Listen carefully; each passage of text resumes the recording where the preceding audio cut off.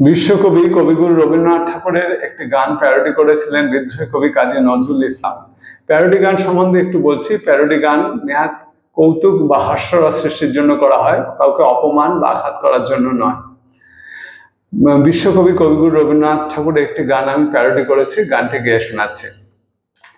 মশা আমায় ধরলো পিঠে, মশা আমি মারবো ব্যাটে, মশার কামড় খেয়ে জ্বরে ব্যথা হলো গিটে গিটে, মশা আমায় ধরলো পিঠে, মশা আমি মারবো ব্যাটে, মশার কামড় খেয়ে জ্বরে ব্যথা হলো গিটে গিটে, মশা আমায় ধরলো পিঠে, মশা আমি মারবো ব্যাটে।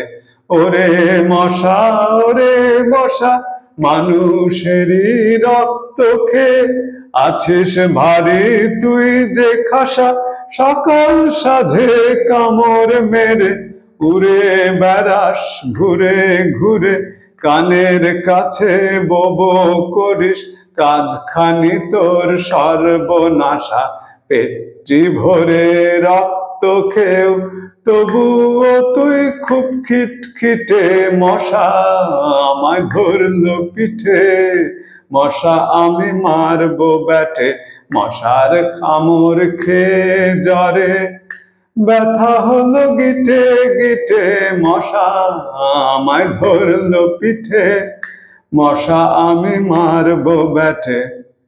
শোন রে মশা শোন রে মশা, গুরুর কাছে দীক্ষা নিয়ে সাধন করিস গয়ায় গিয়ে, এত ভীষণ কামড়ালি তুই মেটে না তোর মনের আশা, দীক্ষা নিয়ে অহিংস হোস তাতেই হবে পাপের নাশা, মশা আমায় ধরলো পিঠে, মশা আমি মারবো ব্যাটে, মশার কামড় খেয়ে জ্বরে ব্যথা হলো গিটে গিটে, মশা আমায় ধরলো পিঠে, মশা আমি মারবো ব্যাটে।